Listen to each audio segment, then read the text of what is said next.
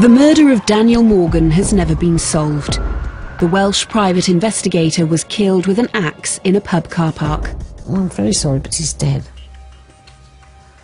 What do you mean he's dead? You must have made... just lost the plot there. Despite 5 police investigations costing millions, no one's ever been convicted. Tonight, allegations of police corruption, links to the News of the World scandal, and claims by those close to the murder hunt that they were targeted. The idea that your personal safety, your security at home has been undermined in that way is quite terrifying. For 24 years, Daniel's family have fought for justice. We're still carrying his coffin around, you know. We're still carrying him on our shoulders.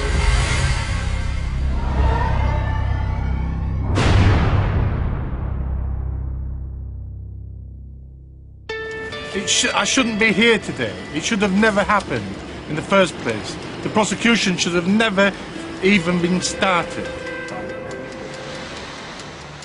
Jonathan Rees and 2 other men walk free from court in March this year. They were each charged with murdering Daniel Morgan. They were each found not guilty. A cloud of suspicion had hung over Jonathan Rees and the 2 other men since 1987. All deny involvement in Daniel's murder. 24 years have passed since Daniel Morgan was killed in this pub car park. And since then, events have unfolded like the pages of a thriller. But behind all the twists and turns, there lies the heartache of a family, still grieving the loss of a father, a brother, and a son.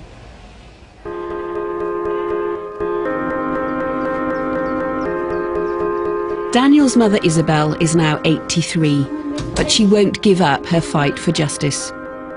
I've got to do it. It's just because we've become almost, you know, this... Well, we've been to 25 years nearly on this, and it's been so haphazard, so awful and so traumatic. Isabel's leaving her home in Hay-on-Wye for a trip to London. She's hoping to get a meeting with the Home Secretary, Theresa May. It's a trip she's made countless times. I don't like going to London because the only time I've been, I mean, it must be a couple of 100 times, at least, it's on these missions, you know. I would just love to one day to go to London and go to a shop. This doesn't happen.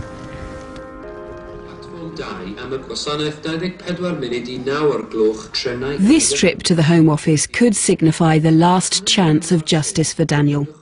Home Secretary Theresa May has the power to grant a judicial inquiry into the murder. Isabel feels it's the only way the truth will come out now. Today might just be a turning point. I mean, nothing will bring Daniel back, but there's so much that can be revealed. The trip is just the latest leg in Isabel's remarkable journey. But will she be able to persuade the Home Secretary? Daniel Morgan was brought up in Llanrechfer near Cwmbran in Gwent.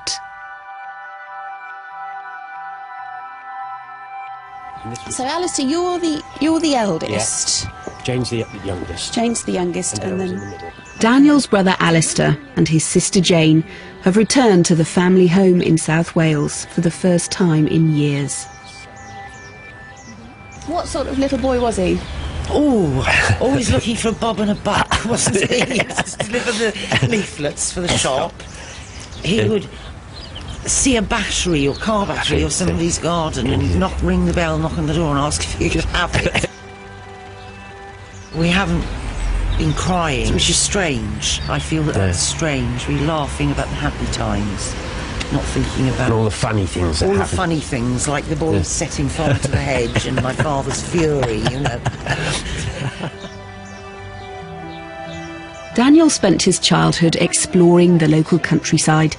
He married a Scottish girl, Iris. They had 2 children, Sarah and Daniel. And he found work as a private detective. When it started, you just thought this could be an interesting job, you know. it was something different, you know, not a run-of-the-mill, boring job, and so he engaged with that, you know. Daniel set up his own detective agency. Business was good and he went into partnership with Jonathan Rees. Their company, Southern Investigations, was based at these offices in South London. The pair worked together for 6 years. But on the 10th of March 1987, everything changed. Daniel left a meeting with Jonathan Rees at this pub in South London. It was the last time the Welshman was seen alive. His body was discovered in the car park. There was an axe embedded in his head. It was about 4 o'clock in the morning and my telephone rang. And he said, I'm an officer in the Metropolitan Police. Well, what are you ringing me up for? And he said, well, I'm very sorry, but he's dead. I said, what do you mean he's dead? You must have made... I just lost the plot there. And I said, well, what's happened to him? Please tell me what has happened. Has he been run over? I'm afraid I'm not in a position to tell you, he said. I can't tell you what it was like. I was absolutely devastated. I think I was screaming, I don't know. Speculation about the motive was rife. Daniel's Rolex watch had been stolen, but more than £1,000 in cash was still in his jacket. Police believed the nature of the attack, the axe left in Daniel's face, was personal. My whole being seemed to freeze. Oh, it was an unbelievable experience. And I miss him terribly. He shouldn't have died like that. It was wicked. Daniel's line of work as a private investigator did bring him into conflict with people. Police interviewed countless witnesses who might have harboured a grudge, but who would want him dead and why remained a mystery.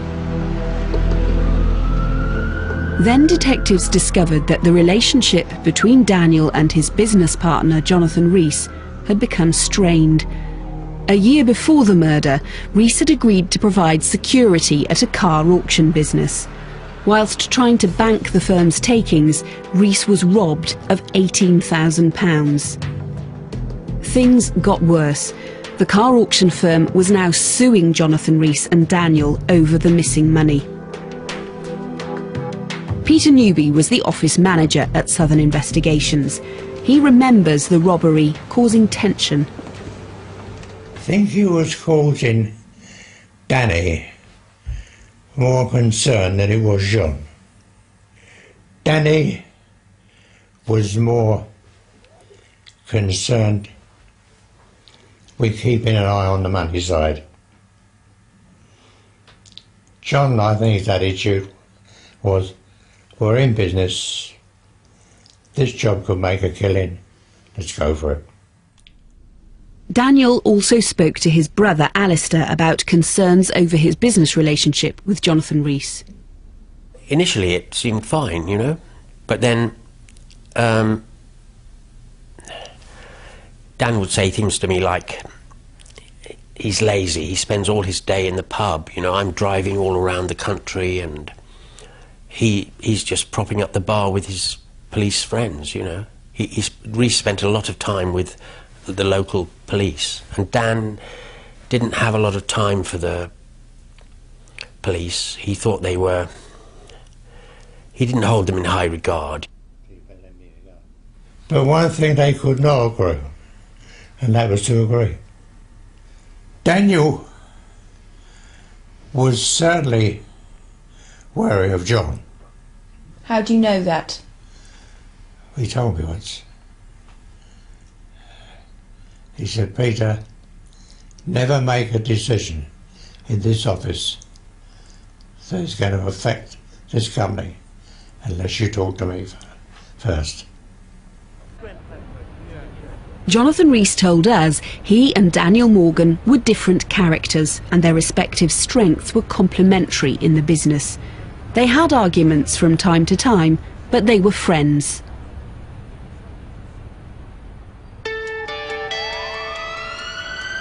The hunt for Daniel's killer continued. Officers discovered the policeman who took Jonathan Rees's statement the day after the murder was one of his friends. Detective Sergeant Sid Fillery was Rees's drinking pal. 3 weeks after the murder, DS Fillery was arrested, together with Daniel's business partner Jonathan Rees, 2 other police officers and Rees's 2 brothers-in-law. They were all released without charge the same day. With the police investigation stalling, they turned to Crime Watch for help. The police describe the case as a sticker. In other words, it's one they just can't solve. You're also trying to find... Detectives appealed for information about the murder weapon. The Chinese axe are imported into this country in the thousands, but what is more significant is the way it's taped. It's got 2 elastoplasts on the handle. As though to be gripped like that? That's right, as if to assist the grip or to stop the perspiration from somebody's hands, allowing it to slip. Crime Watch failed to provide a breakthrough, but the man leading the murder hunt was concerned at the behaviour of some officers in South London. He asked the Met for an outside force to take over the investigation. His request was declined. Further allegations of tensions between Daniel and his business partner Jonathan Rees were made during the inquest into Daniel's death.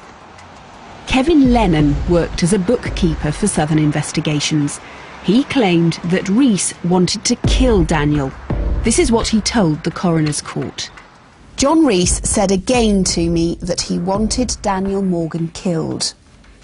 John Rees told me that Sid Fillery would be joining the firm after Daniel's murder. John Rees said, "I've the perfect solution for Daniel's murder. My mates at Catford Nick are going to arrange it." Lennon's evidence to the inquest shocked Daniel's family. I wanted to shout out, "Oh my God, this is filthy. This is corrupt." I thought, our suspicions are confirmed. Our worst fears are true.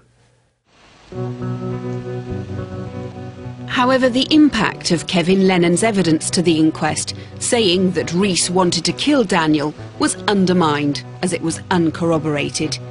His credibility was also questioned when Jonathan Rees not only denied wanting to kill Daniel, but he told the inquest Lennon made it up to curry favour with the police as he was facing fraud charges. It later emerged Detective Sergeant Sid Fillery had indeed left the police force and joined Southern Investigations with Jonathan Rees. First of all, we were obviously shocked that when Fillery was arrested, but then months went by, months and months and months, and I was in contact with the police regularly, you know, every week or couple of days or week, you know, at regular intervals I was ringing them, and you get sort of standard formulaic responses. We are pursuing a number of lines of inquiry. The family was demanding answers. 15 months after Daniel's murder, the Met finally asked an outside force to investigate. As a result of this inquiry by Hampshire Police, Jonathan Rees was arrested a second time on suspicion of murder. This time he was charged, but 3 months later it was dropped, again on the grounds of insufficient evidence. In 1998, the Met launched a third investigation. 11 years after Daniel's murder, detectives decided to bug the new offices of Southern Investigations.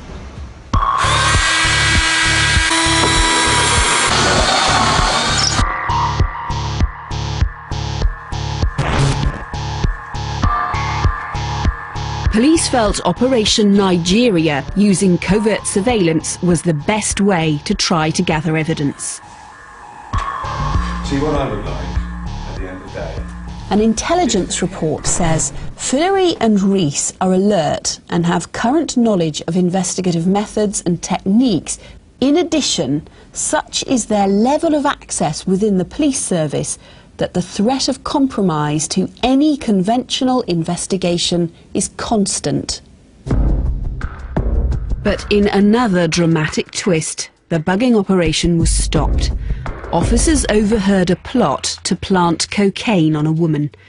Rees was hired by a man to discredit his wife during a child custody battle. Rees arranged for cocaine to be planted in her car. Journalist Graham McLagan has followed Daniel Morgan's case for years. It was clear that Rees was going to fabricate evidence against the wife, plant drugs on her. Here was a crime being committed, and the police were listening into it, listening to the tape and realising it was a crime, and therefore they had to act. Jonathan Rees was jailed for 7 years for the cocaine plot. A corrupt police officer who helped him was jailed for 4 years. But the bugging operation had failed to provide any evidence that Rees or his associates were involved in Daniel's murder. The covert surveillance did, however, reveal information about the work of Southern Investigations. It showed Rees had a relationship with a number of journalists. He was feeding stories to the tabloids, and in particular, the News of the World, for thousands of pounds. Basically, Rees was surrounded by corrupt officers, corrupt ex-officers, and officers who were prepared to pass him information. This would be information that they gathered on criminals and perhaps also on celebrities.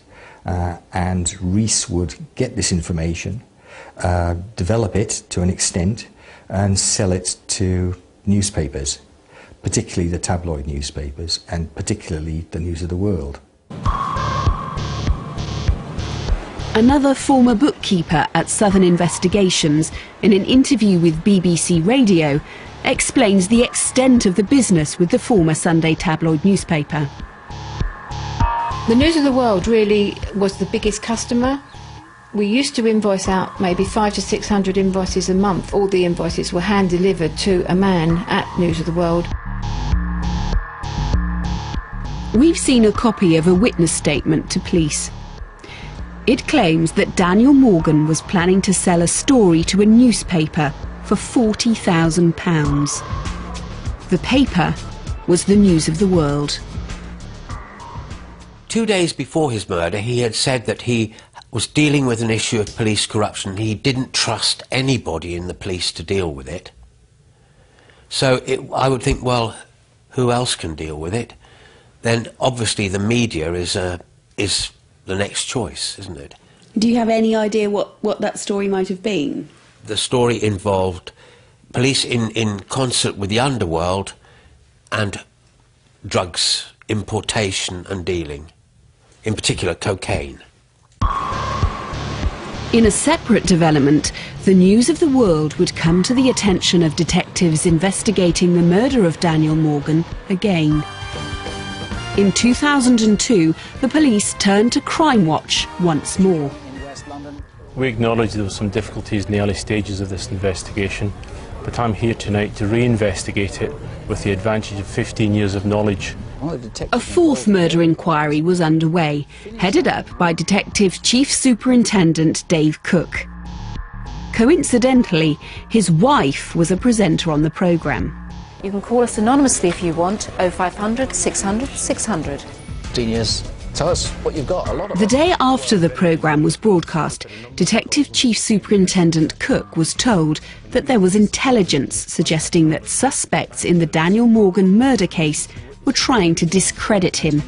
It was a development that affected his whole family. But we were convinced, and the Met were convinced, that it was a serious threat, sufficient enough for us to be put under the Witness Protection Programme, and we had officers allocated to us to give us assistance, and our security at home was beefed up. My whole life was destabilised. It was like somebody put a bomb underneath my sense of security. Our mail was tampered with, and on several occasions vans were seen in the area. David was followed, and I saw a van keeping surveillance on our house. On one occasion there was a brake light broken on, I think something similar, on one of the vans, and he arranged to have it stopped by local uniformed police officers in Surrey, who did so, and they discovered that it was being driven and occupied by two employees of News International, the News of the World. Now this was a huge shock. It dominates your life. Everything you do, everywhere you go, is done with one eye over your shoulder. Former News of the World editor Rebecca Brooks was asked about the surveillance of DCS Cook's family whilst he was heading the murder hunt. She's understood to have claimed the paper was investigating whether Jackie Hames was having an affair with Mr Cook. They were married and had even been featured in a magazine. These are the pictures that actually appeared in Hello magazine. They sent them through to us, as you can see. It just wasn't a secret. It's not as if we'd hidden something away. So clearly that was a ridiculous explanation and appeared to me, anyway, to be one that had been thought up on the spur of the moment. The MP, Tom Watson, who's fought to highlight the hacking perpetrated by the News of the World, says the surveillance of the man heading the Morgan murder hunt is concerning. It's a remarkable series of relationships that suggest to me there needs to be a much deeper inquiry into what exactly was going on in that particular time. The Met took no further action, but week in, week out has uncovered another opportunity the police had to investigate links between Southern Investigations and the News of the World.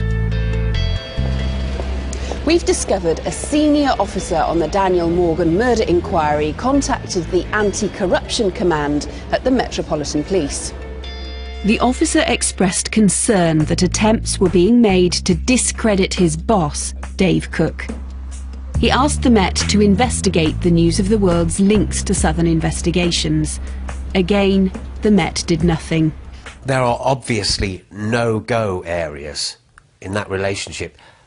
In terms of investigation, insight, there are places where people are not allowed to look.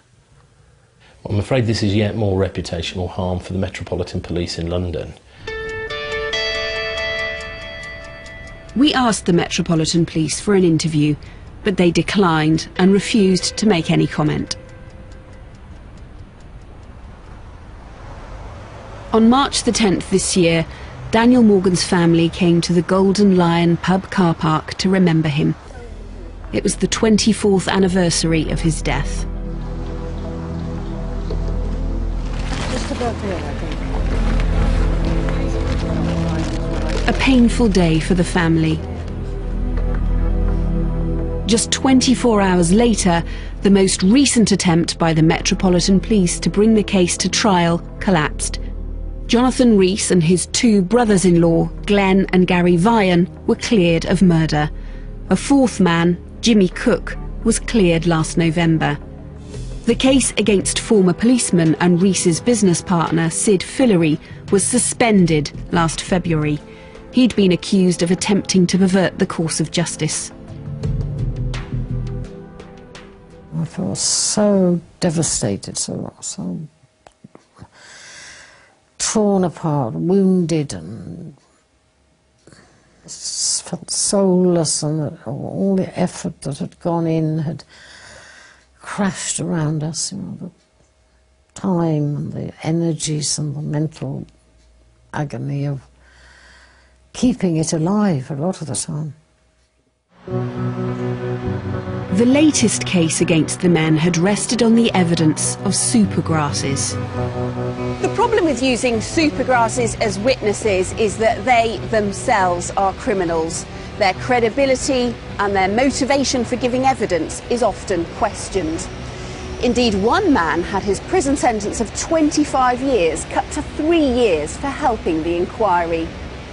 One by one, The testimony of Supergrass after Supergrass was dropped. Finally, the prosecution decided not to proceed towards a full-blown jury trial after admitting there were crates of evidence the defence hadn't seen. The prosecution should have never even been started. So whether you say it's a good day or not, I shouldn't have been here in the first place. I'm quite angry about it. The Met now admitted corruption had hindered the original murder investigation. It is quite apparent that police corruption was a debilitating factor in that investigation, and this was wholly unacceptable. It has been the conduct of the police from beginning to end on this, and the accumulation of incompetence and corruption that has led to the final collapse of the trial. 5 failed police inquiries, thousands of witness statements, 40 potential suspects investigated. Now Daniel's family are focusing their energies on getting a judicial inquiry. Last month, Daniel's mother Isabel travelled from mid-Wales to join Alistair at the Home Office. And I'll be out in either 3 hours or 2 minutes, or half a minute. She was determined to see Home Secretary Theresa May to press her case for a judicial inquiry. I've come all the way from Wales. For 25 years we have been trying desperately, my surviving son and myself, to have justice.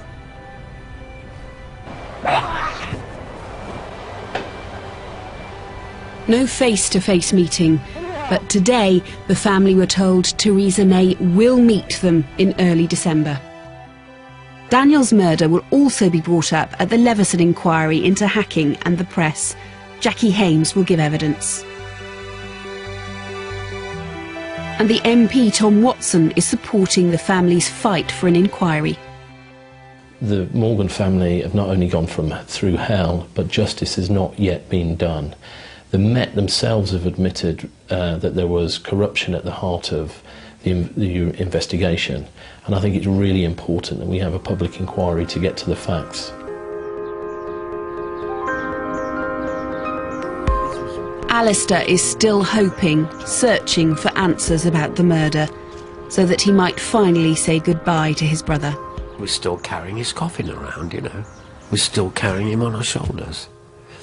We haven't buried him. He hasn't been laid to rest. We've buried him in the physical sense, but he's never been laid to rest, you know, in the true sense of the word.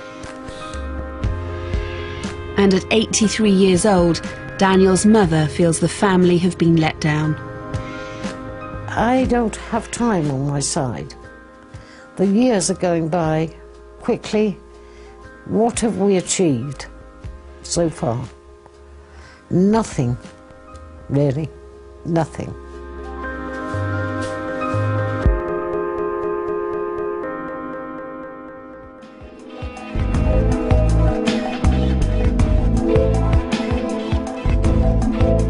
He single-handedly changed the world of hairdressing. Imagine meets Vidal Sassoon next.